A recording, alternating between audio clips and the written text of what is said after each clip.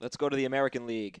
Toronto beats Cleveland 5-1 on the road, and Brett Cecil took a perfect game into the 7th inning. Wow. He struck out 10. And then Scott White Terps. snaked us on the waiver wire in the podcast league to pick up Brett Cecil. 2-1 with a 2.61. I just need to stand by my computer in the evening when the baseball you have to games stay are. up later, too. All right, what do you think about him, though? Is he legit? Well, not not that you're going to expect this kind of performance all the time. He's legit for AL only, but I'm not ready to jump on him for a mixed league just Well, yet. I think if you like Ricky Romero and Sean Markham, you could expect about the same production from Brett Cecil. He could be that good. And, it is a bad team. That's why he's saying more AL only. It's a team that doesn't actually, I'm score a saying lot. that because I'd like to see more consistency from him and just more innings in the first place. Aaron Hill goes 2 for 5. That's 5 hits in his last 2 games. This is a hot streak coming on for Aaron Hill. I hope so. Is that good analysis? Yeah, no. I mean, it's got to be. This is not somebody's going to hit 215 all year long. So right. It's whether it came last night at the beginning of that, or if it's coming in 2 weeks.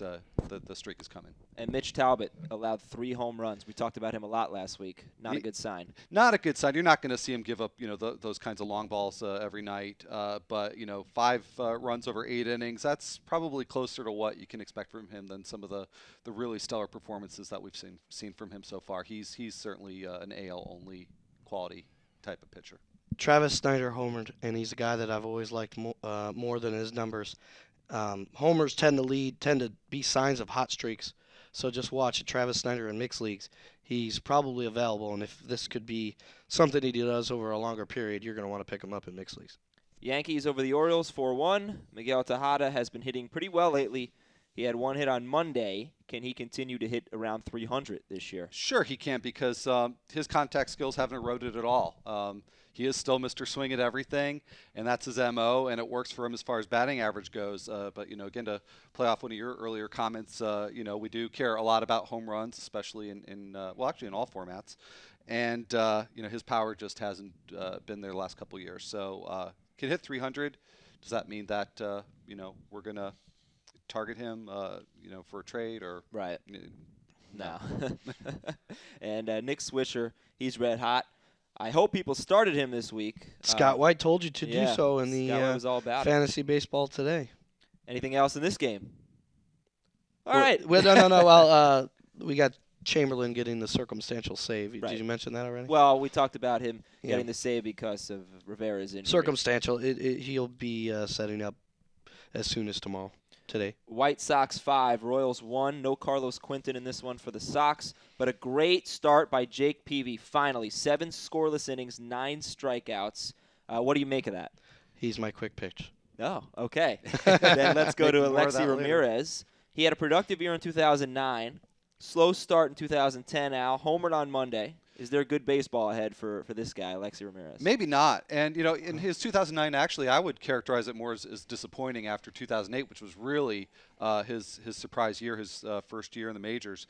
And last year, the power dropped off. This year, he's been even more impatient than usual, which is really saying something for him. And, I don't know that we're going to see a big rebound in his batting average, as much as I hate to say that. But he's just really done nothing but decline since 2008, so I need to see a lot more nights like this one. Cuban Missile is a streaky player, and what I said with Travis Snider applies to Ramirez. Homers can lead to hot streak, can be signs of hot streaks. So if he's hitting homers now and you have a shortstop on your roster like maybe an Alex Gonzalez, drop a Gonzalez to pick up Alexei Ramirez, and then ride it out through the rest of the week. And then if it goes the other way, pick up another replacement option for Ramirez. But when he pops off, he can be as productive as any of the top 10 shortstops and maybe even the top 5 if he's really hot. Also in this game, Alex Rios having a comeback season. He had 3 hits again. And Andre Jones just keeps rolling. Twins beat the Tigers 10-4. What's going on with Max Scherzer? 2 bad starts in a row. 4 1/3 and 10 runs on Monday night. He just lost it in this game. And, I don't know what's with Scherzer. I don't know if there's a health issue there that hasn't come to light or just mechanical issues. But something clearly is amiss there, and he's somebody that I think you want to bench for a couple of starts. Okay, let's talk about Austin Jackson. This guy is interesting. He's got a great batting average, 377, but high strikeouts, high BABIP, which would suggest he's been a little bit lucky. Is he a sell-high candidate right now, somebody you expect to come back down to earth in his rookie season? Go ahead. Okay, go ahead. I think you need to be overwhelmed to sell him. So obviously sell high, sell very high, but don't sell otherwise, because it's not as flukish as it might look. No, he's not going to hit 350 plus, but he is hitting with incredible line drive power. His line drive rate is actually the highest in the major leagues right now. And there's some history to back this up. This is basically what he's done in the minors, not to this extreme, and he won't continue at this extreme. But the guy can hit. It would be great if he could cut back the strikeouts, but he won't necessarily need to. Yeah, and it's interesting because when I saw his story on Al's story on Austin Jackson, I was like, wow, you do actually have in-season BABIP numbers? Because to me, if you have a high BABIP, it's not necessarily you're lucky or unlucky. It's just you hit the ball on the screws and you're difficult to catch, I mean, if you're getting 40% of your balls in play for base hits, whether you're Ichiro Suzuki or Carlos Ruiz, you're lucky. It's just a question of how lucky. Okay, Brennan Bosch, he's hitting 300 right now for Detroit. Is he worth picking up? Yeah, I think so. Probably not in mixed leagues. He's in a platoon, the better side of the platoon situation, but still a platoon, and still unproven. Not a great contact hitter in the minors. So, but AL only league, I would definitely just go after him. And in fact, I went over after him in all my AL only leagues and didn't get the the claim in any of them. Okay, 2 more games in the American League.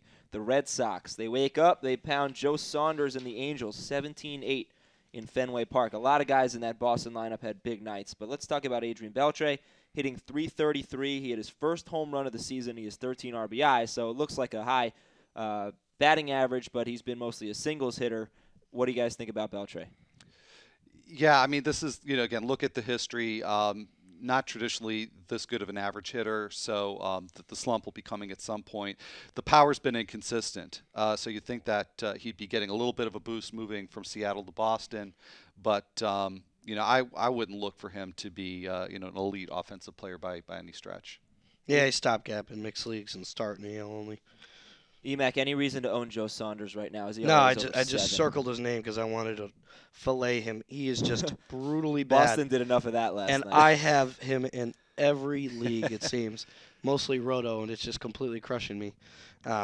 He had that one start where I believe he went 9 innings and got a complete game, and then otherwise he's been awful. And I actually sat him for that 1 week. He had the 9 innings, and I fooled myself to thinking, okay, it could be coming back around. At this point, Joe Saunders is in that Javi Vasquez, Chin-Ming Wong area. Edwin Jackson in there? Yeah, Edwin Jackson. I always go back to Chin-Ming Wong because he was you so hated he was 2009 so Chin-Ming notoriously bad last year. What a great night for Boston sports. I know our producer must have been fired up about that. All 3 teams win, 2 playoff games. Big night for them. Okay, Rangers 4, A's 2. How about Rich Harden? He's starting to pitch better. Walks have been an issue, but last night, 7 innings, 9 strikeouts, no walks, 2 hits, and no runs. The consistency is just so much fun, especially with him. So I just so snake bitten with this guy because if it isn't the inconsistency, it's the health issues. So I'm gonna wait for him to string at least a couple more good starts together before I even look at him. And I just get excited anytime he does anything good. So I'm like giddy beyond belief. Home run for Justin Smoak, second of the season. He could be popping off. He had a homer late last week, I believe. Not on the weekend, but late in the Thursday, I believe. Yeah. So maybe he's going to get hot and string something together. And if he does, maybe you use him as a stopgap in mixed leagues. Otherwise, I'm going to stay on the same thing, that Ike Davis and Justin Smoak, as first-year first baseman at such a deep position, their power and run production is not going to be good enough to start at a standard mixed league. Yeah, and again, I mentioned last week I actually have been since his call-up. I didn't have great options. The guy that I dumped for him was Jason Kubel, who was really struggling at the time. Probably didn't work out for me last week. Probably would have been better off sticking with Kubel. But I'm going to give Smoak a couple more weeks because I like the lineup. I like the potential, and my alternatives in that particular league are, not putting me in any rush to put him on reserves.